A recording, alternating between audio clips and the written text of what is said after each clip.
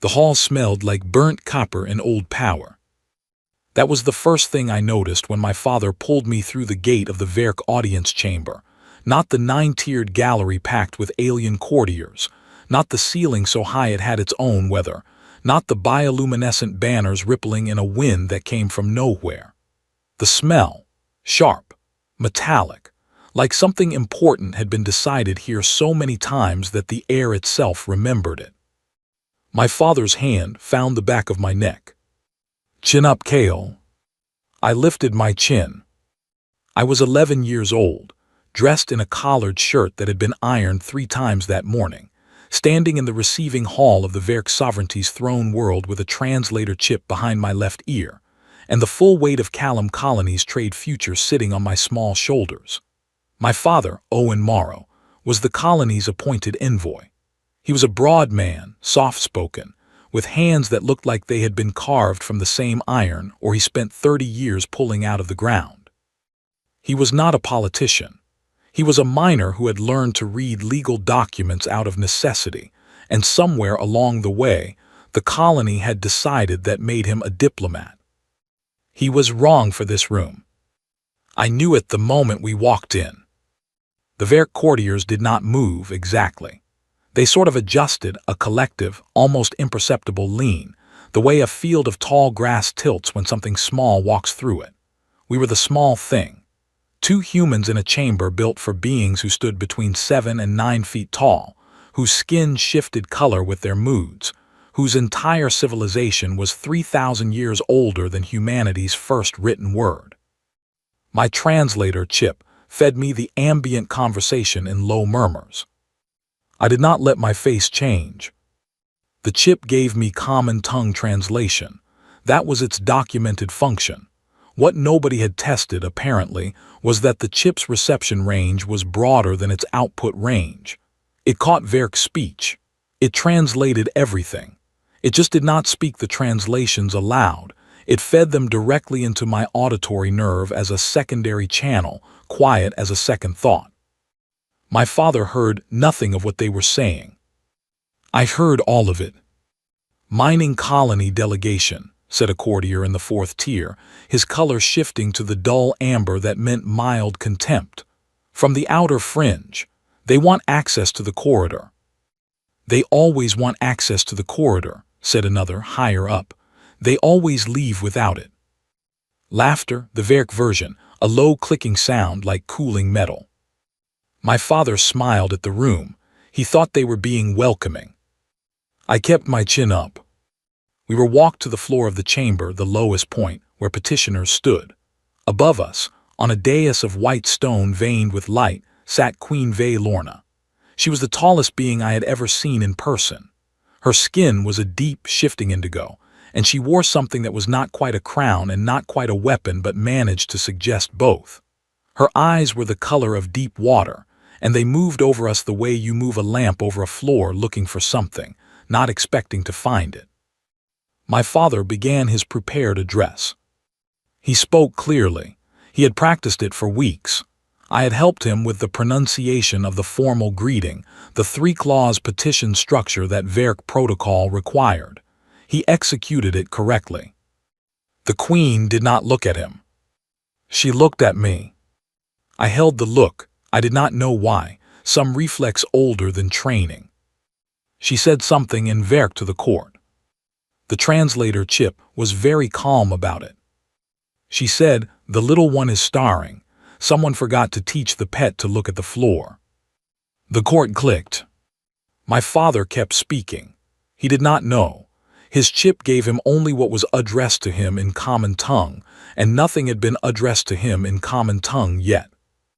I was aware of my shoes. I had not been aware of them before. They were clean. My mother had cleaned them the night before the transit, kneeling on the kitchen floor with a cloth, and I remembered thinking she was wasting her time. Now I was aware of them. They were old. They were good shoes, but they were old, and the left sole had a repair seam along the inner edge where my father had glued it back together 6 months ago. The Queen said, still in Verk, to the courtier nearest her dais, "What do the outer fringe settlements run on? Or dust and optimism?" More clicking. Then in common tongue she addressed my father. She was gracious, measured. Her common tongue was perfect, faintly accented, constructed to communicate competence and authority without warmth. She denied the trade petition in 4 sentences. My father nodded through each one. He had a prepared response for denial, a counterpetition, a request for secondary review. He delivered it well. The Queen smiled, looked at me again. "Does the small one have something to add?" she said, in common tongue. "For the room." She said it the way you offer a coin to a child, not because you expect them to know its value, but because watching them reach for it amuses you. The court went quiet. My father's hand found my shoulder. Every face in 9 tiers turned toward me. I looked at the floor between me and the dais. The tiles were hexagonal, white, veined with the same bioluminescent material as the stone above. I counted them. I do not know why I started counting. I just did. 47 tiles between my shoes and the base of her throne. I looked up. "No," I said. She held my gaze for 1 more second. Then she looked away, done with me. The court clicked softly. The warmth of a good joke fully landed. We were escorted out through a side corridor. The whole meeting had taken less than 40 minutes. A guard in ceremonial armor walked ahead of us, and I stared at his back and listened to my father breathe and said nothing. Outside on the plaza, with the throne world's thin sun sitting low and pale on the horizon, my father stopped walking. He turned to me. His face was tired in the way it got when the mine had a bad quarter, not broken, just worn. "Don't let it bother you, son," he said. I said, "I'm not bothered." He looked at me for a moment. He had known me my whole life, and he could read most of my silences, but not this one. "Good," he said, and put his hand on the back of my neck again, and we kept walking. I was not bothered. I was thinking about 47 tiles. I was thinking about the fact that she had spoken for 40 minutes in a room full of beings who thought I could not understand them, and I had understood every word, and she did not know that, and she would not know that. Not yet. Not for a long time. But eventually. I filed it, the way my father filed the mine assay reports, not urgent, not emotional, just recorded, stored, available for later use. The transit ship back to Callum Colony took 9 hours. My father slept in the 2nd hour. I sat by the small porthole and watched the throne world shrink behind us, and I counted things out of habit: stars, hull rivets, the slow pulse of the navigation beacon. I thought about what power looked like from the floor of that chamber. I thought about what it would look like from the dais. I thought about the 47 tiles. I did not say any of this out loud. There was no point in saying it out loud yet. I was 11 years old, and I had just been handed something the Queen did not know she had given me. I had all the time in the world to figure out what to do with it. 8 years does not sound like a long time until you spend them building something no one can see. I was 19 when I sat the fleet entrance examination at the Frontier Recruitment Station on Callum Colony.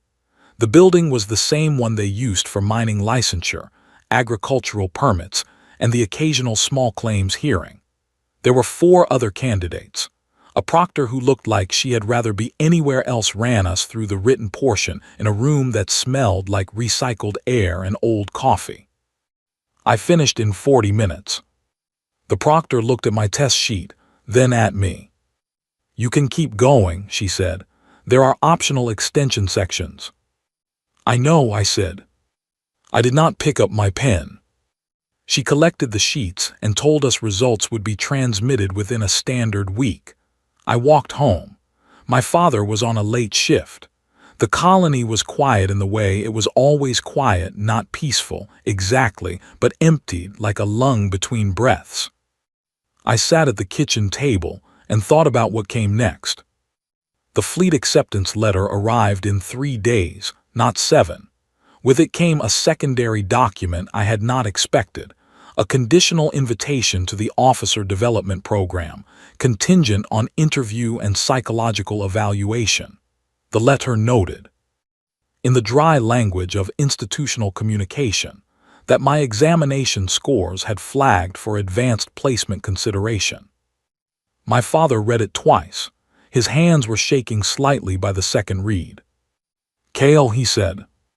"I know," I said. "You've been preparing for this." "Yes." He looked at me the way he had looked at me on the plaza outside the Verk throne chamber, like he could see the shape of something he could not name. He did not ask me what it was. He had raised me well enough to know I would tell him when it mattered. The officer development program was housed on Meridian Station, a rotating facility 4 light hours from the nearest inhabited planet. I arrived with a bag, a set of second-hand textbooks I had sourced from a fleet surplus catalog, and a translator chip that I had quietly upgraded at a tech exchange on my layover at Port Varen. The new chip was not standard issue. The new chip had a full Verk language module, Noble dialect, administrative dialect, and 3 regional variants, loaded into its secondary channel. I had spent 18 months acquiring and compiling that module from academic linguistics archives, Verk cultural exchange databases, and 3 separate illegal data markets that did not need to be named. I knew why I wanted it. I had known since I was 11. The program was designed to test, break, rebuild, and test again. I did not find it hard exactly. I found it clarifying. There is a difference. Hard things resist you. Clarifying things show you where you are wasting energy, and I had learned young to cut waste. The other cadets were, on the whole, good people. There was a boy named Connor who had grown up on a water processing station and had a gift for mathematics so pure it was almost musical. There was a girl named Petra who had 3 older brothers in the fleet and had spent her entire childhood losing arguments, which had made her the sharpest debater in our cohort. There was a quiet, watchful young man named Adler who nobody paid much attention to, which meant nobody noticed he finished second in every ranking until the last month, when he finished first. I finished first in the other months. Nobody knew what to make of me exactly. I was not unfriendly. I was not cold. I was simply contained. My instructors wrote that word in my evaluations more than once. Contained. They meant it as a mild concern. I received it as a compliment. In the second year, we began xenolinguistics. The instructor was a tall, dry-humored academic named Dr. Saul Greenfield, who had spent 15 years in diplomatic translation before deciding that teaching was less likely to give him an early death. He tested our language aptitude in the first session with a Verk phrase pronunciation exercise. Basic stuff, tourist-level vocabulary, the kind of thing most candidates mangled badly. I completed the exercise. Dr. Greenfield looked at his tablet, looked at me. "Mr. Morrow," he said. "Sir." "You speak Verk?" "Yes." With no accent, he paused. "With a specific accent, actually, High Court Noble Register. Where did you learn that?" "Listening," I said. He waited for the rest of it. I did not produce a rest of it. He studied me for another moment, then moved on to the next candidate. But from that point forward, he treated our one-on-ones differently, as conversations rather than instruction. He had recognized something. He did not know what it was pointed at. He just knew it was pointed. In the third year, we began intelligence methodology. This was where things became interesting in the way that a finely made tool is interesting, not because of how it looks, but because of what it can do. I learned about information asymmetry. The principle is simple. The person who knows more than their counterpart does not need to be stronger or louder or more powerful. They need only to wait for the moment when their information advantage produces a result, and then let the result speak. I had been practicing this since I was 11 years old, without knowing there was a name for it.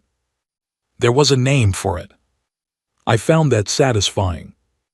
In the fourth year, my cohort began strategic placement internships. Connor went to Fleet Engineering. Petra went to JAG. Adler went to Command Track. I submitted a first-choice request for Fleet Intelligence. My placement officer called me in. "Your scores qualify you for Command Track directly," she said. Her name was Lieutenant Hayworth, and she was efficient and not unkind. "Fleet Intelligence is a longer route to senior rank. Are you sure?" "Yes," I said. "Any particular reason?" I thought about 47 tiles. I thought about a room where I had understood everything and no one had known it. "I prefer to know more than I need," I said. She wrote something on her tablet. Then, "That's either a very good quality for intelligence work or a very concerning one." "I think that depends on whose side you're on," I said. She smiled despite herself, approved the placement. I spent the next year embedded in a fleet intelligence field unit assigned to the Verk border region. I was background, administrative support. No one handed an intern anything sensitive in the first 6 months, and I did not ask for anything sensitive. I filed reports. I organized data streams. I attended briefings and sat in the back and listened.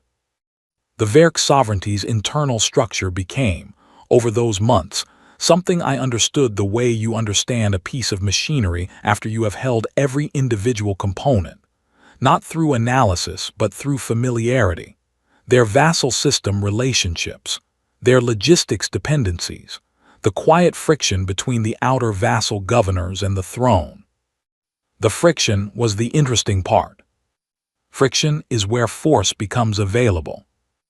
I was not doing anything with this information yet. I was 19, then 20, and I was still in the phase that most people mistake for patience, but is actually something slightly different. I was loading. There is a mechanism in certain mining charges, the kind my father's crew used on deep vein rock, where the actual explosion is not the point. The point is the compression that happens first. The explosion is just the compression finding its exit. I was compressing. At night, in the small bunk I had been assigned on the unit's relay station, I went over what I had. The language, the structure, the friction points, the tile count that had become a habit of mind, measuring distances, counting intervals, knowing exactly how much space stood between where I was and where I needed to be. I had a recording.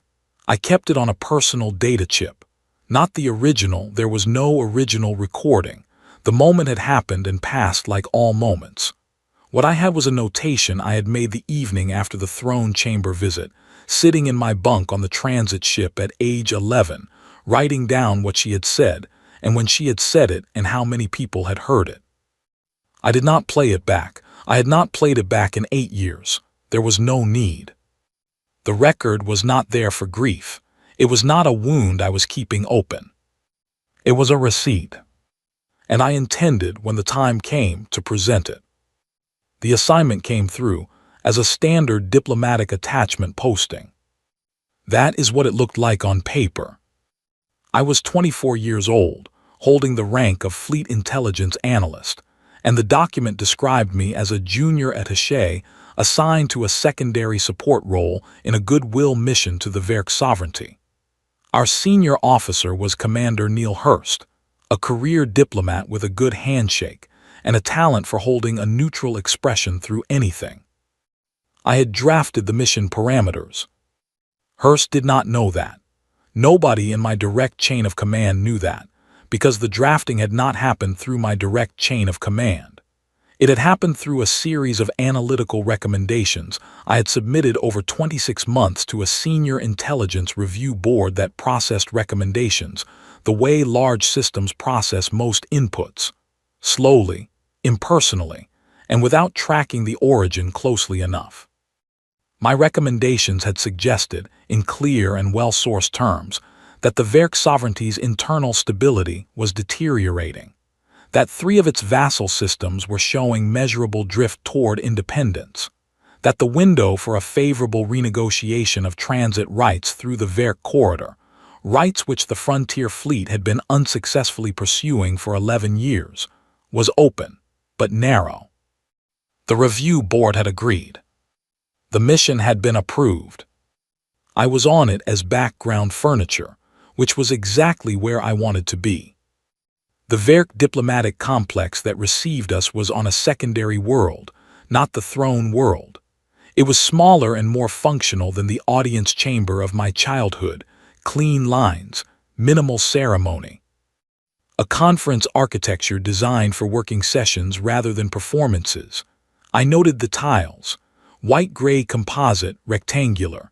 I counted the rows between the conference table and the far wall. 31. Different room, different number. I noted it and moved on. Hearst handled the first session competently. The Verk delegation was led by a senior court official named Verkesh Nari, not the Queen, not yet, but a high-ranking proxy who carried himself like a man who had the Queen's ear and knew it. He was polite and unhurried and very carefully said nothing in 4 hours of talking. I sat one chair behind and to the left of Hearst. I took notes on a physical pad. I did not look up much. Nari noticed this. I felt him noticing it the same way you feel, whether before it arrives. At the session recess, I went to the side corridor where the water station was, and I was pouring a glass when I heard footsteps that were not Hearst's and not any of the human staff. Nari came around the corner. He stopped when he saw me. Then he came to the water station and poured his own glass with the deliberate ease of a man who had decided to be casual about this. He spoke in Verk, not common tongue. He said, "The junior attaché takes very detailed notes for someone who has not looked at his notepad in 2 hours." I answered him in Verk, noble register, his dialect. "The notes are not for the content," I said. "The content I already have." He went still. Not frightened still, calibrating still. He was a sharp man and he was recalculating. "You speak Verk," he said in Verk, like a man confirming the temperature of something he had just touched. "Noble register, administrative dialect and 3 regional variants," I said. "Your specific dialect is Northern Court, outer province's origin but educated at the Central Academy. The accent is a blend." He looked at me for a long moment. "How long have you spoken our language?" he said. "Since I was 11, I said, "give or take." He drank his water, slowly. "You attended the Morrow delegation," he said. It was not a question. He had the same quality of mind I had, the kind that does not waste words checking things it is already certain of. "My father was the envoy," I said. "I was the translator." He was quiet for a moment. "The Queen made a remark," he said. "Several," I said. He set his glass down. I watched him work through the arithmetic of it. 11 years old, understands Verk, does not react, does not reveal it, grows up, joins fleet intelligence, ends up in a conference room on a mission that had been structured. He now suspected, more precisely than standard diplomatic postings were usually structured. He was a smart man, he got there. "What do you want?" he said. Not hostile, professional. He was asking the way you ask a counterpart whose position you have just identified across the table. "What I want is in the mission brief," I said. "Transit rights, corridor access, standard terms." "And what you actually want?" I poured myself a second glass of water. "Those are the same thing," I said. He studied me for a long moment. Then something in his face settled, not acceptance, not warmth, but the particular stillness of a man who has decided to take a threat seriously without advertising that he has. He walked back into the conference room without another word. That afternoon's session ran differently. Nari did not push against Hearst's proposals the way he had in the morning. He listened more. He asked different questions that felt, to Hearst, like progress, but were actually Nari taking measurement. He was figuring out the shape of what I had built before he decided how to respond to it. That evening in the debrief, Hearst said he thought the session had gone well. "Better than expected," he said, with the quiet satisfaction of a man who believed the progress was his own. Yes, I said. In my room that night, I sat at the small desk and went over the sovereignty's vassal system data. The first system, HFY, an agricultural world that supplied 30% of the sovereignty's food production, had been sending signals through back channels for 19 months. Not through me directly, not officially, but through the information architecture I had helped shape. They wanted independent trade licensing. They were close to a formal declaration. I had not manufactured their desire for independence. That was an important distinction. I had never put words in anyone's mouth. I had never falsified a document or forged a signal or invented a grievance. What I had done was make sure that the people who had genuine grievances had the information they needed to act on them, and that the information reached them through channels that did not trace back to a human hand. There is a word for this in intelligence methodology: facilitation. It sounds cleaner than it is. I was aware of that. I had never pretended otherwise to myself. What I had done had consequences for real people on real worlds, and I held that weight every time I sat down at a desk and moved a piece. The second vassal system, Rensaleth, an industrial hub, was 14 months behind HFY on the same trajectory. The third, Dorving, a transit corridor hub through which 60% of Verk shipping passed, was watching both of them and saying nothing publicly, while its governor had quiet conversations with fleet trade liaisons that he was careful not to call negotiations. The sovereignty needed that corridor hub. Without Dorving, the sovereignty's interior logistics collapsed. And Dorving was negotiating. I had not built this in a year or even in 2 years. I had built it in 5, across 3 postings and a chain of recommendations that stretched back to my first intelligence placement at 20. Every piece had been laid with the deliberate, unhurried care of a man who had learned, at 11 years old, that the most dangerous position is the one that looks like furniture. Nori had a decision to make. He could tell the Queen what he had found, a human intelligence officer who had been speaking her language for 13 years without revealing it, who had likely shaped the conditions of this mission, who may or may not have had a hand in the vassal system instability. Or he could decide that the Queen finding out was not in his interest, because the question of why he had not identified this earlier would fall on him. I did not know which way he would go. I went to sleep. In the morning, Nori arrived at the session table before anyone else. He had a new set of documents in front of him. He pushed them toward Hurst when the session opened. A counter-proposal on corridor access. Hurst's eyebrows went up slightly. It was more favorable than anything the fleet had received in a decade. I did not let my face change. I wrote something on my notepad. What I wrote was 31. Then I circled it. Then I closed the pad. 3 years passed the way deep vein work passes, steadily, quietly, and then all at once you look up and the thing you have been building is finished. I was 27 years old when I was assigned as lead negotiator. There was no ceremony around it, no speech, no ceremony of promotion, no moment where someone handed me a title and a handshake. I received an assignment document and a classified briefing packet and a travel itinerary. My direct supervisor, a lean and careful woman named Deputy Director Oren, called me into her office, looked at me for a long moment and said, "The board is comfortable with your placement on this." "Good," I said. "They also noted," she said, "that several members had a difficult time tracing the full chain of your prior influence on the conditions that created this summit." "Analysis is iterative," I said.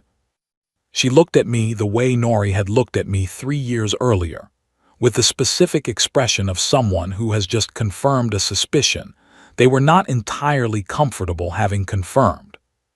"Kale," she said. "Ma'am, this is not a punishment mission. The board wants the treaty. They want the corridor. They want you to get it. I know. They also want you to know that if this produces a diplomatic incident. It won't, I said. She held the look for another moment. No, she said, I don't think it will. The summit was held on Vale Station, a neutral orbital facility in the space between frontier and sovereignty territory. It was chosen by mutual agreement, which meant it had been suggested by someone and agreed to by both sides, and the someone who had suggested it had chosen it because its conference architecture accommodated the Verk delegation's ceremonial requirements, while its security protocols favored fleet personnel with fleet standard clearance. I had suggested it. Through an intermediary, through a preference survey. Through the kind of four-step remove that made a suggestion look like a compromise. I stepped off the transport and onto the station concourse and counted the ceiling panels out of habit. The Verk delegation had arrived the previous day. They were housed in the station's eastern residential block. I was housed in the western. The conference chamber was a large, circular room with a vaulted ceiling and floor panels of pale gray stone, not hexagonal, not white-veined, but I counted them anyway as I did the walkthrough with the station coordinator. 62. Larger room, higher stakes. I noted the difference and moved on. The first session was scheduled for 9 that morning.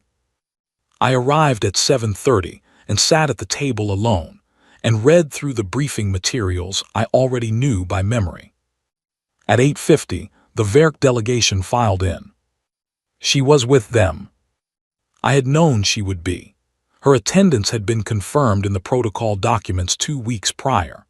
I had read that confirmation the same way I read everything, without drama, without shift in pulse, because I had known this moment was coming for 16 years, and I had prepared for it the way you prepare for a thing that is already done. Queen Valorna was exactly as I remembered her. That surprised me slightly. I had expected memory to have made her larger, or stranger, or somehow different from the reality. But she walked into the room, and she was the same 9 feet of indigo-toned authority, bioluminescence shifting in her skin, the not-quite crown sitting at the crown of her head, and those deep-water eyes moving across the room the way they had moved across a petition chamber when I was 11 years old. They moved across me. No recognition. I had not expected recognition. I had not been hopping for it. I mention it simply as a fact. She looked at me, the human in the lead position across the conference table, and she processed me as a category. Frontier Fleet, lead negotiator, unknown variable moderate significance. I was furniture to her. Still, for now, I let Hurst, who had been brought along as a senior advisor, a professional courtesy, open the session with the formal diplomatic welcome. I sat beside him, this time at the table rather than behind it, and I watched the Verk delegation settle. Nori was there. He found me immediately. Our eyes met and he did not change expression, but there was something in his stillness that was communicative. He knew what room this was. He knew what was in it. The first session covered framework, the structural terms of a potential corridor access agreement, the duration parameters, the mutual sovereignty clauses. Standard opening language. The Queen spoke twice briefly to clarify her delegation's position on 2 points. Her common tongue was the same as I remembered. Perfect. Faintly accented. Constructed for competence. I spoke 4 times. Each time I spoke, I watched her. Not overtly, I was looking at documents at the table at Hurst, making the eye contact pattern of a professional doing a job. But I was watching her the way you watch a pressure gauge when you are standing next to a system under load. She was bored. Not dismissive, not hostile, simply bored. The way a great ship is bored of navigating small water. She had done 1,000 of these sessions. She would do 1,000 more. The specific human across the table was not a variable she had assigned significance to yet. The first session ended. A recess was called. The second session opened after lunch. Midway through, I was presenting the fleet's position on corridor sharing protocols when she interrupted. not rudely. She raised one hand in the gesture the Verk used to signal a point of clarification, and I stopped speaking and she said, "You are from the outer fringe." It was not a question. "Yes," I said. "A mining settlement." "Callum Colony," I said. "Outer Rim, iron ore extraction primarily." She studied me. "You were at the Morrow delegation," she said. The room went quiet. Not dramatically quiet, professionally quiet, the specific hush of a conference chamber when something unexpected enters the record. Nari was very still. "Yes," I said. "My father was the envoy. I was 11. She said nothing for a moment. "You speak our language," she said, "in Verk." I answered her in Verk, Noble Register, her dialect precisely. Noble Register, administrative dialect and 3 regional variants, I said. I have spoken it since I was 11 years old. I understood every word spoken in the audience chamber during the Morrow delegation, including the remarks made in Verk that were not addressed to the human delegation. The room was very quiet now. She held my gaze. There is a color that appears in Verk bioluminescent skin when a person is recalibrating in real time, not shocked, not afraid, but recalculating at full speed.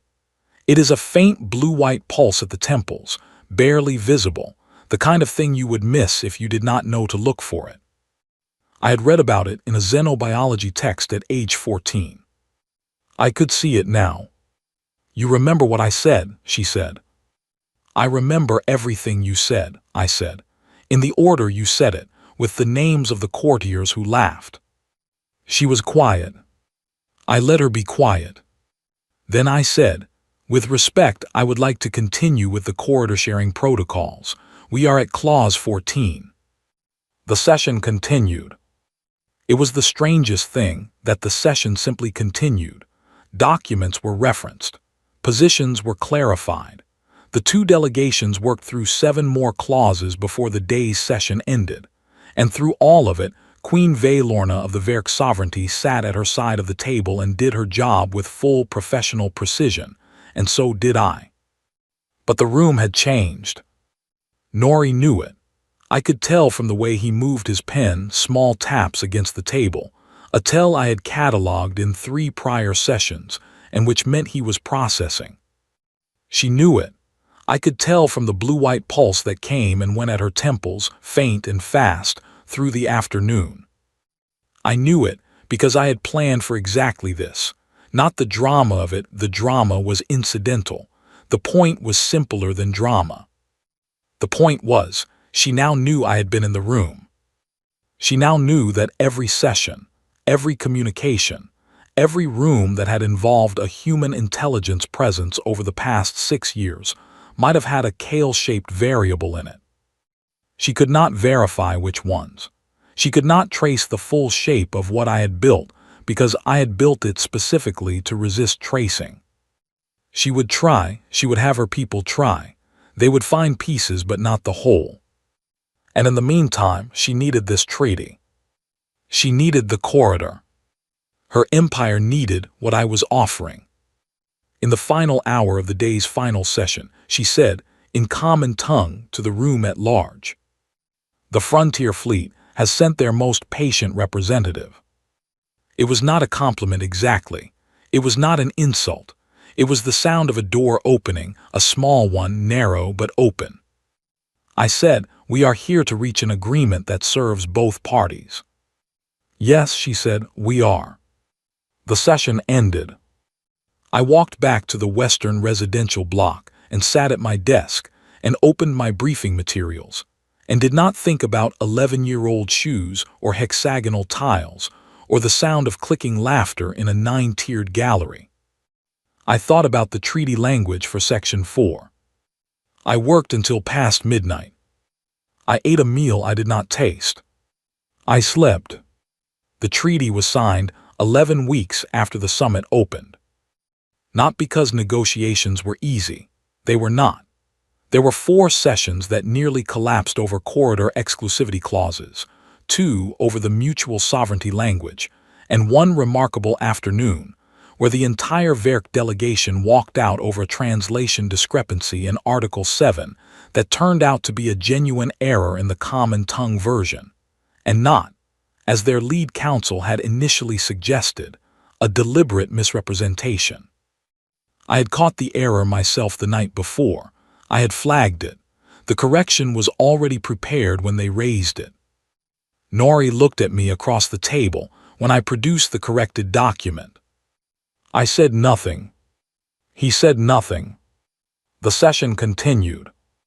When the final document was signed, it described the terms as a joint access corridor agreement with shared administrative oversight, mutual sovereignty protections, and a 15-year review clause. Every word was accurate. The words also, if you understood the administrative architecture behind them, described a relationship in which the Werk sovereignty's most critical logistics channel would operate under a framework that required frontier fleet consent for any significant operational change. Not control. Not occupation. Consent.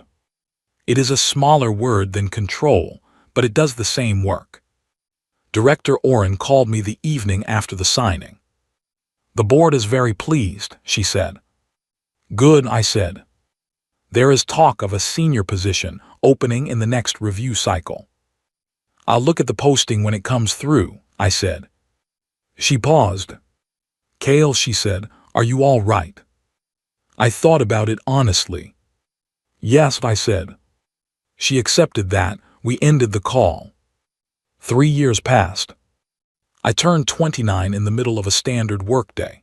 I remember because Adler, we had crossed paths at a briefing that week, him now in command, me in intelligence, both of us senior enough to be in the same rooms again, brought me a flat, dense cake from a bakery near the station we were both working out of, and set it on my desk without ceremony. "Heard it was your day," he said. "Who told you?" "Personnel file." "You read my personnel file." "I was bored," he said. "Happy birthday." He left. I ate a piece of the cake. It was very good. The filling was a dark fruit preserve that had a slight bitterness to it that made the sweet parts taste more accurate. I noted that. Went back to work. The invitation arrived 4 months later. It came through official diplomatic channels, formatted correctly, carrying the proper authentication seals of the Werk sovereignty. It was an invitation to attend the sovereignty's centennial address as a featured diplomatic presence of the frontier fleet. My name was on it, my rank, my full title. Her name was on the signature line. Hurst stopped by my desk and read it over my shoulder. "She invited you specifically," he said. "Yes." "That's unusual." "Yes," I said. He stood there a moment. "Are you going?" I looked at the invitation. It was printed on Werk formal paper, a material that carries faint bioluminescent pigment, so it shifts color slightly as the light changes. It had been brought in from the courier's transport that morning. It had been traveling for several days. It was still warm from the transit, or I was imagining that. "Yes," I said. The throne world looked different from how I remembered it. Or rather, it looked exactly the same and I was different, and the difference made it look smaller. Not small, it was still a world of 9-tiered galleries and ceilings that had their own weather and stone veined with light. But I was not looking up at it the way an 11-year-old looks up at a thing that has decided it is larger than him. I was looking at it straight. The centennial address was held in the Grand Assembly Hall, a larger space than the audience chamber, built for public address rather than private petition. The gallery tiers rose on 3 sides. The floor was open, designed for an audience of standing dignitaries, and I stood in the 3rd row of the Frontier Fleet's diplomatic presence in a suit that had been made for me by a tailor on Meridian Station who charged very little and cut very well. I counted the floor panels. 116. I noted it, moved on. The address began with ceremony. The Werk version, which involves a sound produced by a particular instrument that has no common tongue name, and which produces a tone that sits just at the edge of the human hearing range, so you feel it more than hear it. The tone ran through the hall and through my chest, and I stood straight and let it. She entered from the high dais. I had seen her 3 times since I was 11 years old. In the summit, in the corridor negotiations, and twice in technical review sessions that she attended briefly as a formality.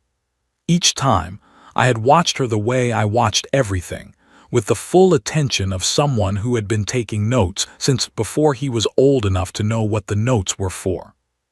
She was unchanged. The Verk age slowly compared to humans. She would look the same for another century. She delivered the address in Verk. It was a formal piece, political history, national identity, the language of institutional pride that all long-lived civilizations develop for their significant anniversaries. I followed every word without the chip's help. I had not needed the chip for Verk in 8 years. She spoke about the sovereignty's achievements, about its challenges, about the changing landscape of the outer systems. She spoke about the Corridor Treaty. She said it marked a new phase of Verk engagement with the frontier systems, a relationship of shared interest and mutual respect. Then she said in Verk to the hall, "The frontier fleet has sent their most patient weapon to witness this." She looked at me when she said it. The hall turned, 3,000 beings oriented toward the human row, and I was the one she was looking at. A weapon, not an insult, not a compliment. An accurate description. I held her gaze. She continued the address. After, there was a reception in the smaller hall adjacent. Dignitaries moved in clusters. I stood with the fleet's delegation, drank something that tasted like mineral water with a faint green bitterness, and spoke with several Verk officials about technical protocol details that needed no conversation, but were the currency of these events. After 40 minutes, a court attendant found me and said, in Verk, that the Queen would receive the fleet's representative in the side corridor in 10 minutes. I set down my glass. I walked to the corridor. It was narrow and lit by the bioluminescent panels the Verk used for interior spaces, no harsh overhead light, just a warm, shifting blue-white glow that moved slowly along the walls. It felt like standing inside something alive. She was already there when I arrived. No court attendants, no advisors, no Nori. I had looked for him in the reception, and he had caught my eye once and given me nothing, which was his version of a great deal. Just her. She was standing with her hands at her sides, which is the Verk formal resting posture. She was looking at the wall panel nearest her, watching the bioluminescent light move through it. I stopped at a comfortable speaking distance. She turned. "You came," she said, in common tongue. "You invited me," I said. She looked at me for a long moment. "When Nori told me," she said, "about the language, about how long you had spoken it, I had my intelligence office run a review of all significant diplomatic contacts involving frontier fleet intelligence in the past 8 years. I waited. They found pieces," she said. "They could not find the whole shape of it." "No," I said, "they would not." She was quiet. I did not feel the quiet. "The vassal systems," she said, "were unhappy with their terms before I was born," I said. "I did not manufacture their unhappiness. I helped certain people understand their options. And the summit location, the corridor framework, the consent clauses, all of those were built from your situation," I said. "I did not invent your logistics dependency on Dorving. I simply understood it before you chose to show it." She looked at me. The blue-white pulse was there at her temples, faint, fast, the same calibration signal I had first seen across a conference table 3 years ago. "You could have aimed differently," she said. "You had enough to build something that would have reduced us significantly." "Yes," I said. "Why didn't you?" I had known this question was coming. I had known it since I was 24, standing in a side corridor with Nari drinking water, being asked a version of the same question. I had the answer ready. I had always had it ready. It was small and true, and I was not going to dress it up. Because I didn't want you reduced, I said. I wanted you to know I could have. She went still. Not the calibration stillness, a different kind. The kind that happens when a thing you thought was one shape turns out to be another. The boy in the audience chamber, she said. Yes. I don't remember him. I know, I said. I say things in my own language when I believe I am not understood, she said. It was as close to an acknowledgement as her dignity would allow, and I recognized it for what it was. Most people do, I said. She looked at the bioluminescent wall for a moment. Then she said, in Werk, not in common tongue, but in Werk, in her own dialect, in the register she used when she was not performing for a room. You are a very strange kind of enemy. I answered her in the same register, the same dialect, the same register she used when she was not performing. I was never your enemy, I said. I was your consequence. She looked at me. There it was. The thing I had waited 18 years to say, not to wound her, not to reduce her, not to stand over her the way she had stood over an 11-year-old boy in a petition chamber and found him categorically small, just to say it accurately. She had laughed. Here was what the laugh had made. She was quiet for a long time. The bioluminescent panels moved their slow light across the corridor walls. The sounds of the reception filtered through from the adjacent hall, Werk instruments, the movement of hundreds of beings, the ambient noise of civilization doing what civilization does. Finally she said in Werk, very quietly, "What does Callum Colony need?" I looked at her. There it was. Not submission, not defeat. A door, opening, the same narrow one that had opened across a conference table 3 years ago, but wider now. The door of a being who has taken full measure of a situation and decided that the most intelligent response is to stop pretending the measure was not taken. Expanded mineral rights in the outer corridor band, I said. Standard licensing, fleet rate terms, and a direct trade route through Dorvin that doesn't require sovereignty transit fees. She was quiet. That benefits Callum Colony significantly, she said. Yes, I said. My father spent 30 years pulling iron ore out of rock to keep that colony running. He went to your chamber once and asked politely and was told no in 4 sentences. She held my gaze. I will have my trade office contact the fleet's outer colony liaison, she said. That's all I needed, I said. She looked at me one more time, long, assessing, the way you look at a piece of machinery after you have understood how it works and are deciding what to do with that understanding. Then she walked back toward the reception hall. I stood in the corridor alone. The bioluminescent light moved. I thought about my father's hands, the weight of them on the back of my neck, the calluses, the 3 attempts at ironing a shirt, the way he had said don't let it bother you on a plaza in the thin light of a throne world's pale sun, and meant it with his whole heart and been wrong and right at the same time. It had bothered me. It had bothered me in the most productive way a thing can bother a person. I thought about the 47 tiles. I did not need them anymore. I had not needed them in years, if I was being honest. The habit of counting had stayed longer than the reason for it.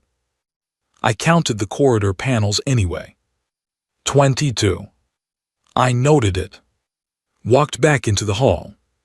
Found Adler near the entrance, because of course Adler was here. He was command track now, senior enough for centennial addresses, quiet enough to find the edge of any room. How'd it go, he said. Fine, I said. He handed me another glass of the mineral bitter water. You always say that, he said. It's usually accurate, I said. We stood at the edge of the hall and watched the room and said nothing for a while. The Verk instruments played something that I recognized as a centennial hymn, a piece about continuity, about the long thread of a civilization's survival, about enduring. I had read the lyrics once in an academic archive. They were less grand in the original language than they seemed when translated. Most things were. Owen Morrow was still on Callum Colony. He was retired from the mines now. His back had made the decision for him, firmly and without appeal, 2 years ago. He lived in the same house I had grown up in. He grew a small garden in the strip of dirt behind the residence block that caught morning light. He had written to me last month that the tomatoes were doing well. I thought about calling him when I got back to my quarters. I would tell him about the Dorvan trade route.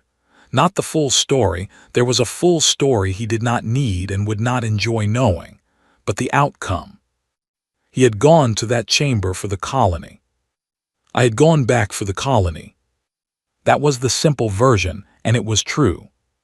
He would be happy about the tomatoes and the trade route and probably ask nothing further, because he was that kind of man, the kind who trusted that things had been handled well without needing the weight of the method. I loved him for that. I had never told him about the tiles. Maybe I would when I called. Maybe not. I drank my water. The hall moved around me. I stood still in it. That was enough.